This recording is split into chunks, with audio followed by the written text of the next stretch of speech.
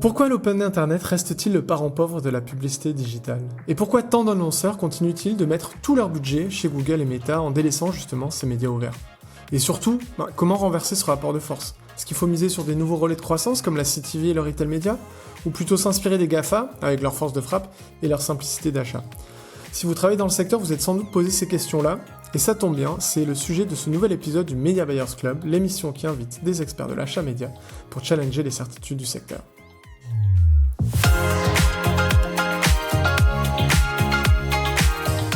Aujourd'hui, j'ai le plaisir d'accueillir Julien Lambe, Digital Media Lead chez Nestlé. Bonjour Julien. Bonjour Nicolas, merci de me recevoir. Alors, avec plaisir. Et alors, on va rentrer directement dans le vif du sujet. Peut-être, je vais te demander quelle est ta définition de l'open Internet. C'est vrai qu'on va pas parler de web parce que historiquement on parlait d'open web, mais aujourd'hui, voilà, il y a des nouveaux canaux comme la CTV, l'INAP qui explosent, donc ça a plus trop de sens. On va parler d'open Internet. Je sais que tout le monde a un petit peu sa définition là-dessus, donc la tienne m'intéresse. Eh ben ouais, carrément. Déjà, merci d'utiliser le terme Open Internet. Par contre, je vais pas te cacher que c'est probable. 14, j'utilise le terme Open Web qui est encore utilisé. T'en tiendras par rigueur. Merci beaucoup. Après, pour la définition de l'Open Internet, franchement, je suis pas le plus grand des théoriciens, mais de mémoire est considéré comme l'Open Web, l'Open Internet, ça commence. Tout inventaire publicitaire en libre accès et achetable via un système d'enchères. Après, je pense que ça s'est tellement complexifié qu'on a tendance maintenant à résumer l'open Internet à tout inventaire publicitaire en dehors des walled gardens. Après, sachant que la frontière walled garden devient de plus en plus poreuse aussi. Tu vois, là récemment, on a vu Netflix qui a annoncé qu'il ouvrait son inventaire à Amazon DSP. Aujourd'hui, tu peux acheter Netflix via DV360, via Xandr, via The Trade Desk, via Amazon DSP. On peut considérer que c'est de l'open Internet, Netflix en vrai. Dans un certain sens. A priori, vu la définition qu'on vient de donner, plus ou moins, ouais. Après, tu vas l'acheter via un deal probablement, mais c'est de l'open Internet, ouais. Ok, ouais. De sorte qu'en vrai, si on réfléchit en walled garden, aujourd'hui, on a Google, on a YouTube évidemment, on a TikTok, Pinterest, Snap, Meta évidemment. Des plateformes où en fait, tu les achètes via un outil qui leur appartient plus ou moins et tu es obligé de passer par cet outil-là. Ouais. On le voit, c'est un peu compliqué, on a un peu du mal à se mettre d'accord sur la définition, on voit que ça bouge beaucoup. Est-ce que ce concept-là, que ce soit Open Web, Open Internet, ça parle aujourd'hui aux marketeurs avec lesquels toi tu travailles au quotidien chez Nestlé? C'est vrai que souvent, tu vois, moi je pense me dit, est-ce qu'il faut pas lancer des opérations Save the Open Web? Mais je me demande si même les marketeurs ont connaissance de ce concept-là et si ça parle aujourd'hui à un CMO, un directeur du marketing de ce genre de concept. Alors, je vais te répondre aux prises de Nestlé déjà parce que c'est ce que je connais. Vu comme on vient de galérer déjà à trouver une définition précise, j'ai envie de te répondre non. Après, en soi, les marketeurs tendent à comprendre plus ou moins ce que c'est. Je pense qu'ils vont te donner des définitions assez vagues, comme celle que je t'ai donnée finalement, du type tout ce qui va se passer en dehors des walled gardens, ou potentiellement nous sur le CPG, c'est vrai qu'on utilise pas mal l'open internet pour les ciblages data shopper, donc ils vont aussi faire le lien avec la data shopper.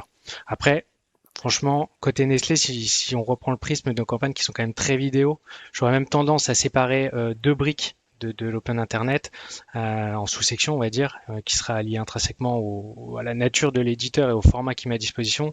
D'un côté, tu auras la partie plutôt de contenu vidéo. Donc là, on a l'e-stream, on va dire originel, avec les têtes d'affiches historiques de la télé, la BVOD.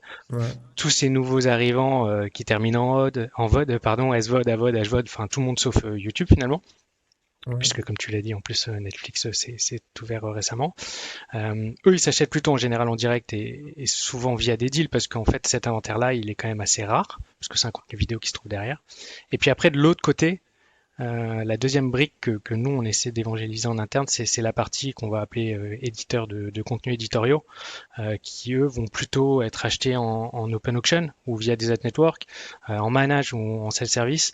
Et eux, ils offrent la possibilité d'aller chercher du reach incrémental sur une surface extrêmement large, finalement, avec des formats comme l'outstream pour la vidéo, un tout petit peu d'instream et souvent sous des formes qui sont dérivées, du display, du native, etc. Mais ça reste, tu vois, ces deux briques-là, ça reste une super opportunité en soi. C'est probablement le canal média où tu as le plus gros potentiel d'optimisation. Ça te permet de générer de la cost efficiency, mais pour ça, en fait, il faut le maîtriser et c'est un univers extrêmement technique. Sur cette deuxième partie-là, les publishers hors vidéo, tu fais que de l'open auction, donc des enchères ouvertes, tu fais pas de logique de deal ID comme tu le fais avec des TF1 et compagnie? On va essayer de travailler au maximum l'open auction parce qu'on a construit plein de trucs sur cette brique-là. Après, rien ne nous empêche de faire un deal ID pour une campagne, une cible précise, un objectif précis. Ça peut arriver. Ok. Et quand on voit les gens des régies, du Figaro, du Monde, de ces grands médias, de la PQR, souvent ils vont te sortir l'argument, ouais, mais nous on finance des journalistes, des quarts de presse qui vont partir couvrir des conflits aux quatre coins du monde. Est-ce qu'aujourd'hui cet argument qui est un peu plus, on va dire, éthique, moral peut-être, de financer les médias, il fait mouche ou il faut aussi, en plus un écosystème qui est un peu en péril parce qu'aujourd'hui on parle beaucoup de l'ère du zéro clic avec des LLM qui vont crawler les contenus de ces acteurs-là mais ne plus leur envoyer de contenu. Est-ce que tout ça, tu penses, c'est des concepts qui sont bien ancrés chez les marketeurs? Bien ancré, je sais pas, mais en tout cas, nous, quand on essaie de revaloriser l'open internet, c'est un argument qui fait vraiment mouche. D'autant plus sur, tu vois, les profils un peu plus CMO, c'est ces gens qui ont plus de hauteur, qui sont moins dans le concret du média. Effectivement, leur expliquer que finalement, sur des plateformes sociales, potentiellement sur YouTube et dans tes LLM, si demain t'as pas un éditeur de contenu euh, qui est pertinent et qui est souvent financé par la pub, bah tu vas te retrouver avec des contenus qui sont générés par l'IA et qui veulent pas dire grand-chose. Donc oui, ce côté Ouais. éthique fait vraiment mouche auprès de certaines fonctions marketing, ouais. Au-delà du coup peut-être de cette complexité apparente, qu'est-ce qui fait que selon toi l'open internet est aujourd'hui pénalisé par rapport à Google et Meta qui, rappelons-le, je vais rajouter Amazon quand même, captent voilà 75% du marché de la pub digitale, alors même que ces trois-là, le consensus dit qu'ils sont plutôt à 50% de part de consommation internet et ils captent 75% des budgets médias, donc il y a vraiment un écart. Qu'est-ce qui explique selon toi que l'open est un peu pénalisé aujourd'hui? Bah la compréhension de l'offre déjà et la fragmentation aussi. Enfin, j'exclus de cette partie-là les acteurs du pilier VOD que je citais Ouais, tout à l'heure. Car en fait, c'est assez simple à comprendre cette partie-là, et historiquement, c'est porté par les acteurs télé en France, donc je pense pas qu'ils souffrent de notoriété ou de compréhension de l'offre. Par contre, la partie éditoriale, là, c'est une autre paire de manches, c'est beaucoup plus complexe à comprendre, on l'a dit. Et si je te donne un exemple, mets-toi à la place de quelqu'un qui ne connaît pas le marché publicitaire. En soi, d'un côté, tu as une plateforme unique, prends Meta, tu vois, par exemple, qui arrive, qui te montre un ou deux emplacements max que, en plus, tu connais parfaitement parce que tu le consommes tous les jours euh, dans ton quotidien, qui te garantissent un ciblage précis et un reach élevé. Et de l'autre côté, tu as une multitude d'acteurs de nature différente, tu vois, genre des agences, des TD, des networks, des resellers, des techs, qui viennent te vendre une multitude d'emplacements sur un inventaire qui est gigantesque. C'est souvent la slide avec 100 logos, bref, et qui ont tous d'après eux des avantages, tu vois, genre inégalés. Donc honnêtement, bah quand tu connais pas le sujet, ta décision elle est vite prise. Hein. C'est juste qu'il y a un côté qui demande une compréhension de l'environnement et l'autre pas vraiment en fait. ouais. Sans compter qu'en plus, tu as aussi des notions d'accord cadre qui sont dealées au niveau du global, que Google et Meta peuvent assez facilement négocier, ce qui fait que, par exemple, sur la France, tu as parfois un budget média qui est d'ores et déjà verrouillé sur Google et Meta, et l'Open récupère un peu le reste. On a The Trade Desk qui essaie justement, qui est un gros DSP, qui essaie de répliquer cette logique d'accord cadre au niveau des annonceurs, mais c'est vrai qu'aussi, hein, ce sujet il reste plus grand chose à la fin dans la pocket. Je connais pas les accords cadres de tous les annonceurs. Après, t'as pas forcément un budget à atteindre. C'est pas forcément le cas partout. Ok. Et en plus, ça concerne pas forcément que les walled gardens directs, c'est plutôt lié aux acteurs globaux. Nous, on a des partenaires de Oui. l'Open qui ont des GBP avec nous. Euh, donc, T'en as en France? ouais, on en a en France, ouais, bien sûr. Ok. Bah, c'est un partenaire qu'on utilise en France sur l'Open Internet, mais qui est très puissant au niveau global. Ok. Après, oui, bien sûr, les Ok. walled Ok. gardens ont des GBP avec tous les annonceurs. Après, je suis pas sûr que tous les annonceurs ont un besoin d'atteindre un certain montant chez, chez les walled gardens. Cette complexité à opérer du coup l'open avec effectivement sa multitude d'acteurs, est-ce qu'elle peut aussi impacter le comportement des agences? Tu sens que côté agence, il y a peut-être un tropisme Google Meta parce que c'est plus simple versus l'open ou pas forcément? Franchement, non, pas forcément. Je dirais même pas du tout, en fait. Au contraire, c'est plutôt dans l'intérêt des agences à veiller à cet équilibre.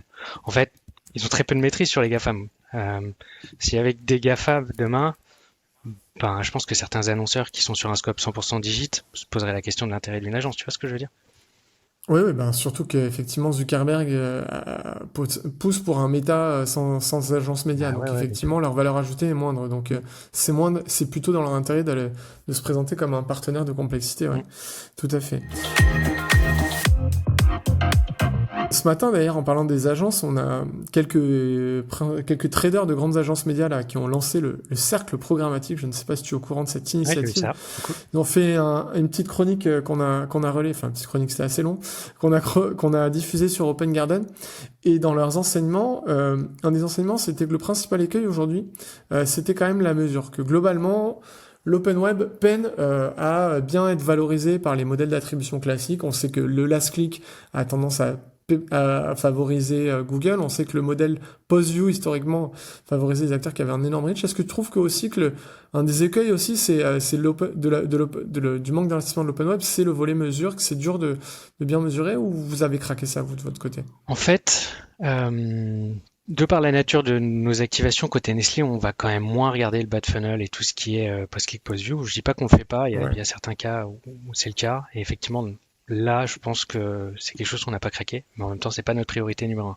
Nous, en termes de mesures sur l'open web, en général, ce qu'on va aller regarder, c'est plutôt des logiques de reach incrémental, de complémentarité avec un autre levier, Donc potentiellement. reach, complétion, Ouais, du voilà. coup c'est la En fait, complétion que tu on a regardes cette sur le partie mesure. reach, effectivement, qui est primordiale, puisqu'on va jouer le haut de funnel, donc l'intérêt, c'est aussi de toucher le maximum de ta cible. Après, je pense qu'il faut pas oublier que ce reach, il faut peut-être pas le prendre tout seul.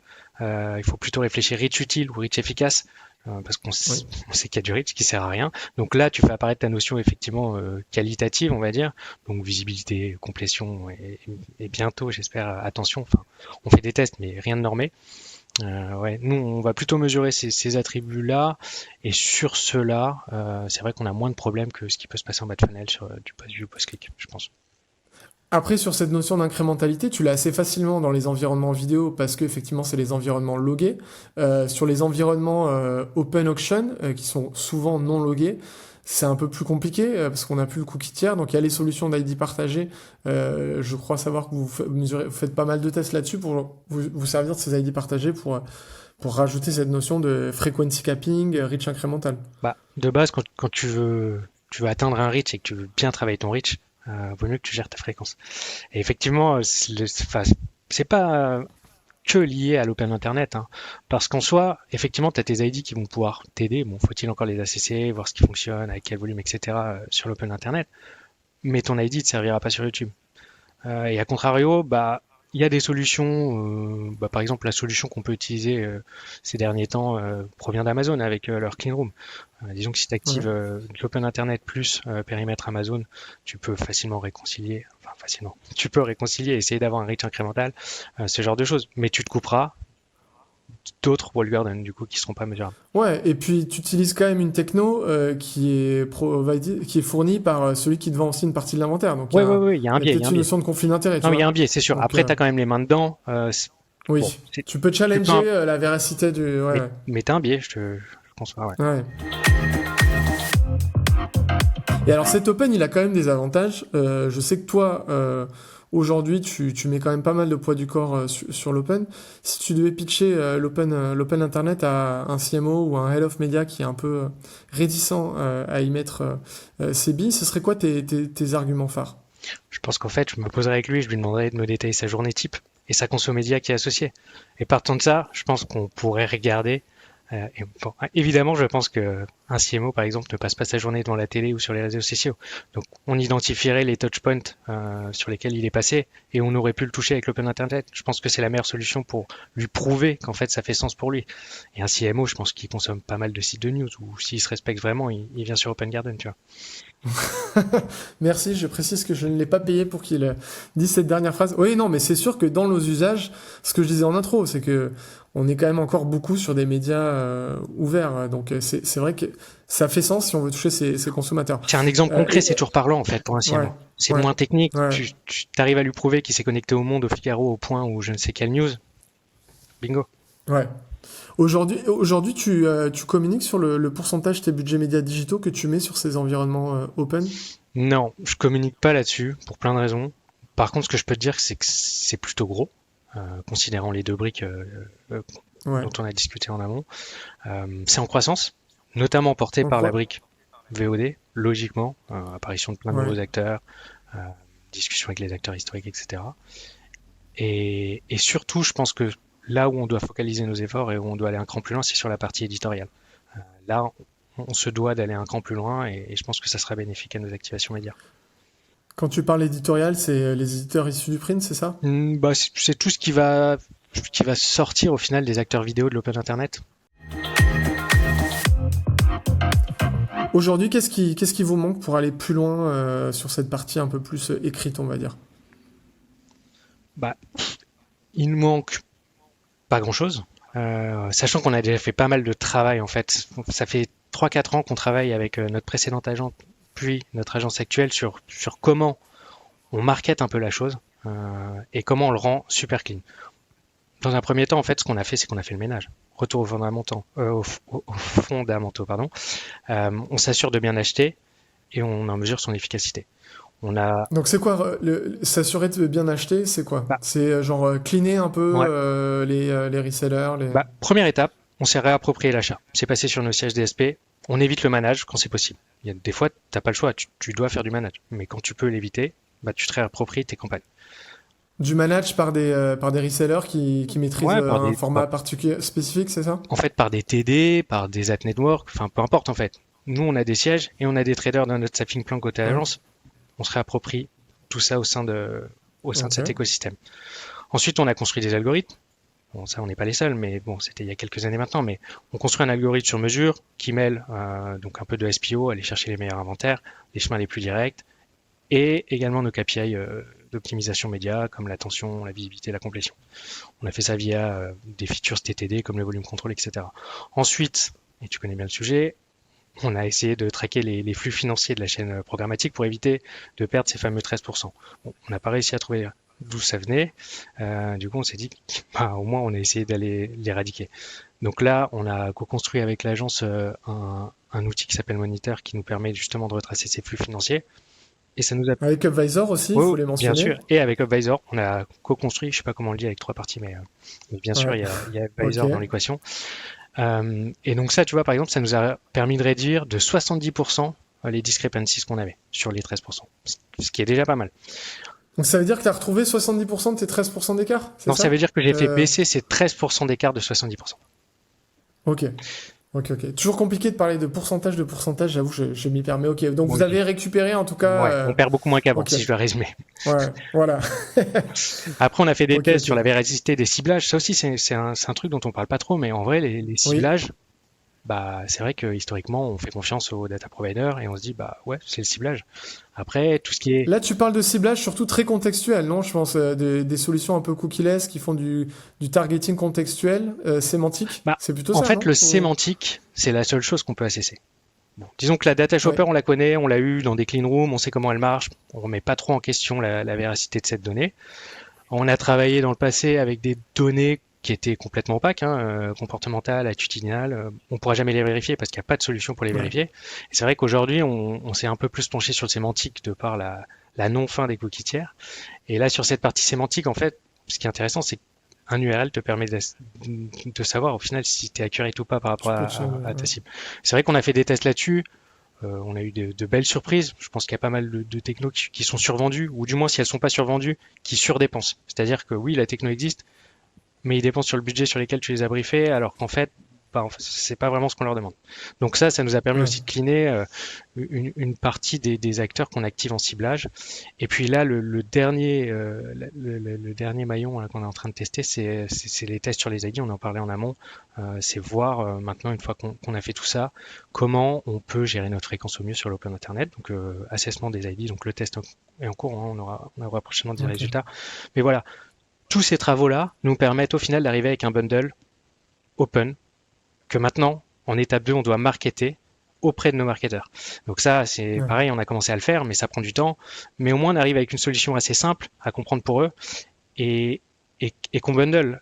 Au final, aujourd'hui, dans ton plan média, ce qu'on essaie de faire, c'est que tu as tes briques habituelles, donc tu as un peu de social, tu as de la VOL avec à l'intérieur les acteurs VOD qu'on a cités, et YouTube. Et puis après, tu as ta brique open. Et dans cette brique open, en fait, on applique tous les travaux qu'on a pu faire avec l'agence pour garantir des performances, en fait, et s'assurer que ce qu'on va travailler sur l'open internet performe. Dans un des reproches qui est souvent adressé aussi à l'open, c'est le sujet des sites un peu qui abusent sur la publicité. C'est vrai qu'on voit tous les jours sur LinkedIn des captures d'écran de sites qui ont quand même parfois pignon sur rue, hein, où tu as un empilement de pubs. Évidemment, il y a des sites un peu plus problématiques qui, eux, sont carrément made for MFA, les made for arbitrage. Est-ce que ça, c'est des reproches qui te sont remontés du côté de tes marketeurs? Comment est-ce que vous combattez ce sujet-là? Est-ce que c'est via une liste d'inclusion, tout simplement, ou il y a d'autres méthodes? Ouais, bah déjà de base tu l'as dit, je pense que la méthode la plus efficace et la moins onéreuse c'est une liste d'inclusion. Après effectivement quand tu travailles du bas de funnel c'est un peu plus complexe parce que tu vas chercher de la performance.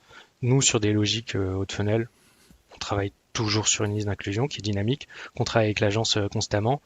Mais après une liste d'inclusion ça fait pas non plus tout parce que je pense que tu le sais il y a en fait sur une liste d'inclusion tu vas surtout tolérer des domaines, on va dire. Mais certains Ouais. domaines ont des sous-domaines qui sont un peu plus tricky. Il y a plein d'exemples. Et du coup, ces sous-domaines-là, nous, on essaie de les exclure via une liste d'exclusion. Donc, on imbrique une liste d'inclusion et une liste d'exclusion justement pour sortir des URL en fait et avoir une autre granularité que le domaine qu'on a sur la liste d'inclusion. Ok, et ce modus operandi te freine pas en matière de reach, ça va. Non, non, parce que tu restes sur des sites qui ont énormément de volume. Après, Ok, tu peux pas tout bloquer. Tu peux considérer des sites qui ouais, sont un peu moins quali, les garder dans ta sitelist. Mais après, c'est à toi de faire le choix. Et oui, tes marketeurs peuvent revenir vers toi en te disant ça c'est quand même pas quali, il y a beaucoup de pubs, etc. Et après on en discute, soit on l'adapte pour la marque, soit on le conserve. Enfin, après c'est de l'arbitraire. ok. Sur la tribune du cercle du programmatique, il y avait un autre point qui était évoqué, c'était les synergies entre l'open web et justement les usual suspects que sont le search et le social, que ça permettait justement d'aller chercher de l'incrément de performance, de la couverture utile, ça améliorait les performances, ça faisait un effet levier. Est-ce que c'est quelque chose aussi que tu regardes et que tu remontes auprès de tes marketeurs en leur disant, ok, là sur le social on a ça, mais regardez ce qu'on peut avoir en plus.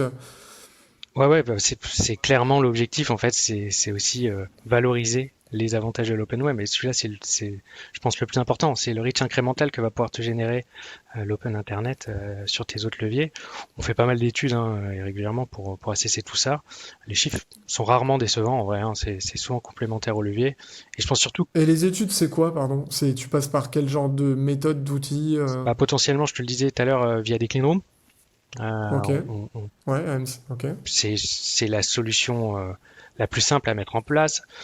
Après, tu as d'autres méthodos qui te le font, mais pas forcément sur du reach incrémental, sur du business, donc les MMM, etc. Tu peux passer par des panels. Euh, t'as différentes solutions. Ok, Mais ok, en ok. vrai, sur ce point-là, je pense qu'il faut pas trop tomber dans le piège du tout ou rien, tu vois. Aujourd'hui, ce serait mentir de dire qu'un plan est optimal sans mettre de l'open internet et vice versa. Tu peux pas dire d'un plan qu'il est Ouais, optimal si tu mets pas les grosses plateformes. L'équation à résoudre, en fait, c'est plutôt ouais. savoir quelle part allouer en fonction de ta cible entre les wall gardens et l'open. Je pense qu'en fonction de ton ciblage, tu n'auras pas la même proportion. Exemple, sur Ouais. des parents avec enfants ou sur des acheteurs de cubord, tu vas pas mettre la même part d'open internet. Ah, c'était du coup la question que je me posais. Effectivement, tu as des marques ou des campagnes pour lesquelles tu vas naturellement mettre plus d'open versus d'autres. Bah ouais, typiquement, regarde, nutrition infantile, une cible très spécifique. C'est parents d'enfants de plus de 6 mois jusqu'à un certain mois. C'est quand même très précis. Sur une plateforme comme YouTube, cette précision, tu l'as difficilement. Tu as plein de ciblages, tu peux faire du custom, mais c'est complexe. Alors que sur Ouais. l'open, bah, tu vas pouvoir aller chercher de la data shopper. Potentiellement sur Amazon, tu peux aussi aller chercher de la data shopper. Et donc ça va plutôt pencher pour des activations open internet, ce genre de cible à mon sens. Ok. Vous, la data shopper, c'est vraiment la data dont vous êtes friand sur l'open. Oui, parce qu'on la connaît, parce qu'elle est précise. Après, il faut la travailler correctement parce que les volumes sont pas infinis non plus. Mais oui, Ouais. c'est quelque chose de primordial pour nous. J'ai parlé du retail média comme un des leviers de croissance de l'open avec la CTV. Vous en faites? C'est dans ton scope d'ailleurs? Ouais, nous on fait du retail média. Après, ça dépend ce que tu entends par retail média. On travaille évidemment beaucoup sur le on-site et on travaille Ouais, beaucoup aussi sur le off-site, mais en fait, on le travaille différemment. Le off-site, il est un peu à l'image de l'open, il est un peu fragmenté. Tu peux passer par les régies de Carrefour, Auchan, Intermarché directement, ouais. qui opèrent en mode trading desk en règle générale. Ou alors tu peux passer par des partenaires médias. Par exemple, quand tu travailles avec TF1 M6, tu peux aussi activer cette donnée. Donc en Ouais. fait, c'est juste qu'on a du mal à consolider tout ce qu'on fait sur cette donnée shopper parce que trop fragmenté. Mais oui, oui, on la travaille.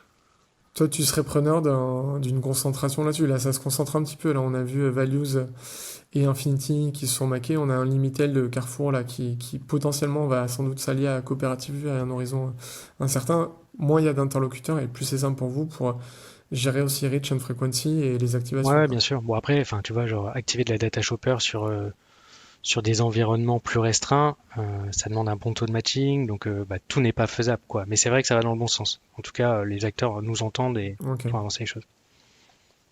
Et le on-site, sponsor product, c'est aussi dans votre scope. Ouais, ouais, c'est dans le scope Ok. média. Alors après, chez Nestlé, c'est un peu différent. Enfin, notre structure est faite que le on-site va être plutôt géré par les personnes du e-commerce, qui sont Ouais. experts des drives, du coup. Et donc, ils vont gérer la partie activation de site. Et tout ce qui va être off-site sera plutôt géré par les marketeurs sur leur plan média traditionnel. Après, l'enjeu, c'est de travailler conjointement et s'assurer que les plans font sens et que les activations se font en même temps ou au bon moment. On approche déjà du terme de cette émission. Peut-être une dernière question. Là, imagine, tu es en train de discuter avec un head of media qui dit que, allez, ça y est, tu l'as convaincu à l'issue de cette émission et il veut rééquilibrer ses investissements. Par où est-ce qu'il doit commencer? Tu as dessiné quelques pistes dans l'intro, mais peut-être pour ceux qui étaient moins attentifs, il devrait commencer par où? Moi, je pense que pour bien commencer, il faut déjà maîtriser le contexte. En fait, pour bien acheter, il faut comprendre ce qu'on achète et ses biais. Donc, soit on a les compétences en interne pour le faire, soit l'agence est là pour ça. Et c'est là où je réitère l'importance, tu vois, de la relation de confiance avec ton agence. Si on fait un parallèle avec la vie réelle, demain, si je veux acheter une voiture d'occasion et que je veux pas me faire entuber, soit je me renseigne et j'apprends un peu les rudiments du truc, ce qui risque de me faire perdre pas mal de temps vu mon niveau, soit je passe par un concessionnaire de confiance. Bah, c'est un peu pareil en fait. Il faut vraiment, je pense, comprendre les enjeux, que ce soit en direct, en interne ou via une agence de confiance. Donc l'open Internet est un bon vieux scénic d'occasion, pour reprendre ta Je te métaphore. prierai de respecter les scéniques, Nicolas. Ouais, c'est vrai, c'est vrai. Je suis team Duster, moi. Donc bon, je reste dans la maison Renault. Ok. Bon bah écoute, merci beaucoup Julien. C'était hyper instructif. J'espère que voilà, ça a pu convaincre des annonceurs qui nous écoutaient de mettre un peu plus de billes sur l'open pour toutes les raisons qu'on a évoquées. Et je te remercie. Je te souhaite une très bonne journée et à bientôt. Merci à toi, Nicolas. À bientôt.